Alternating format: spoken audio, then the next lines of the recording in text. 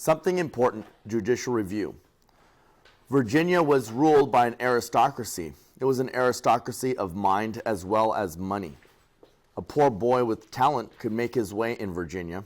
John Marshall was such a boy. Born in a log cabin in Virginia's frontier, he was the eldest of 15 children. His father was a farmer who helped George Washington survey some land.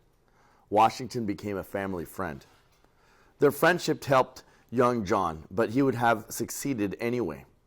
He had two qualities that made that almost certain. He was friendly, cheerful, fun to be around, and he had a good brain and he used it. John Marshall had hardly any formal schooling. His parents were his teachers. They taught him well, and he studied and read on his own. When the Revolutionary War began, his father enlisted. John went with him. He was popular in the army. Someone with a merry nature was needed, especially during a terrible winter at Valley Forge. John was 22, tall, gangling, and good at athletics. He was known as Silver Heels because he was a fast runner. After the war, when his brothers and most of his friends headed west, John Marshall went the other way to Williamsburg, where, for about 6 weeks, he attended lectures on the law by Thomas Jefferson's mentor, George Wythe. But mostly, he learned law by studying on his own. When he opened a law office in Richmond, he didn't have enough money to buy law books. It didn't matter. He had ability, ambition, and that easygoing, not stuck-up nature. Joseph Story, a famous judge, described Marshall in 1808. A tall, slender figure, not graceful or imposing, but erect and steady. His hair is black, his eyes small and twinkling, his forehead rather low. His manners are plain yet dignified. His dress is very simple. I love his laugh. It is too hearty for an intriguer, and his good temper and unwearied patience are equally agreeable on the bench and in the study. John Marshall never seemed to take himself seriously. Someone who knew him said his clothes seemed gotten from some antiquated slop shop. His dinner parties were famous for their good-natured, witty conversation. Simple as American life was, his habits were remarkable for modest plainness, and only the character of his mind, which seemed to have no flaw, made his influence irresistible upon all who were brought within its reach, wrote historian Henry Adams. In 1799, Marshall was elected to Congress as a member of the Federalist Party. The following year, President Adams named him Secretary of State. The year after that, he became Chief Justice on the Supreme Court. The U.S. Supreme Court met in the basement of the Capitol because, although Pierre L'Enfant had planned a site for the court, nothing had been built there yet. But fancy rooms weren't any more important to John Marshall than fancy clothes. What he cared about was the way the United States was governed. He believed that a strong government would help protect the rights of all its people. He tried to make the federal government stronger than the state governments. He tried to make the Supreme Court strongest of all. In 1803, in a very important Supreme Court case called Marbury versus Madison, Marshall said the court could throw out any law passed by Congress if the court thought that that law was unconstitutional. It is emphatically the province and duty of the Judicial Department to say that what the law is, wrote Chief Justice John Marshall in that very important case. Marbury versus Madison began a process called judicial review. It gave the Supreme Court the power to decide if a law passed by Congress meets the requirements of the Constitution.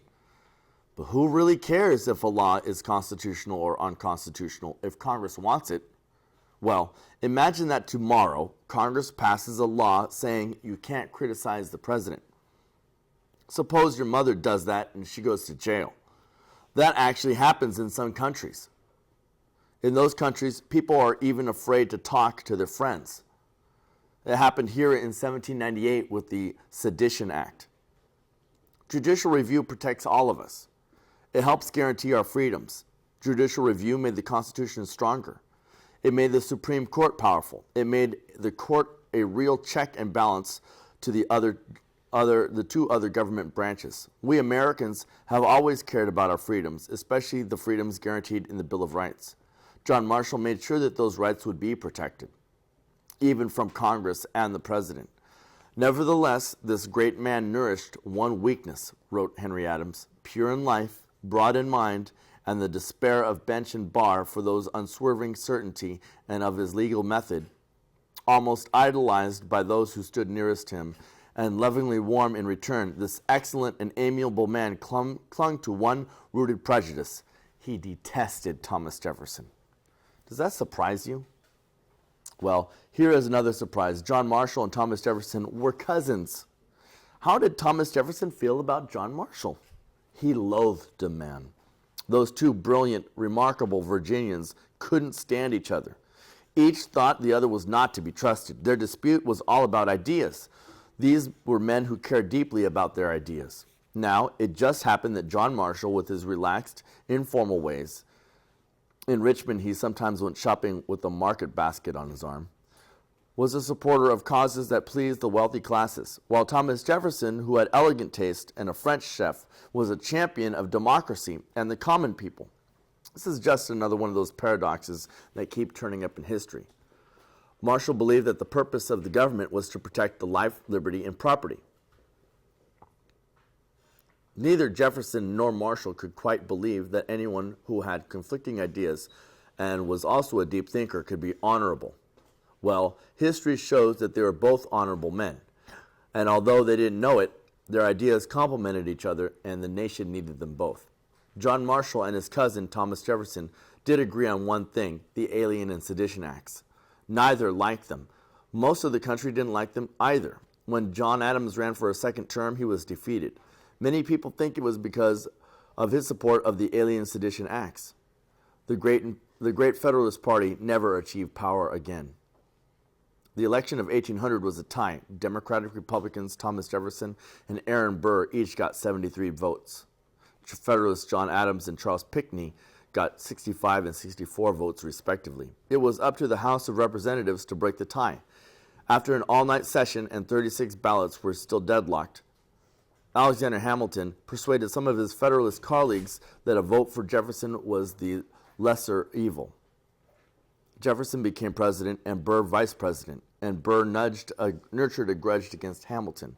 That messy election led to the passage in 1804 of the 12th Amendment, which called for separate ballots for president and vice president.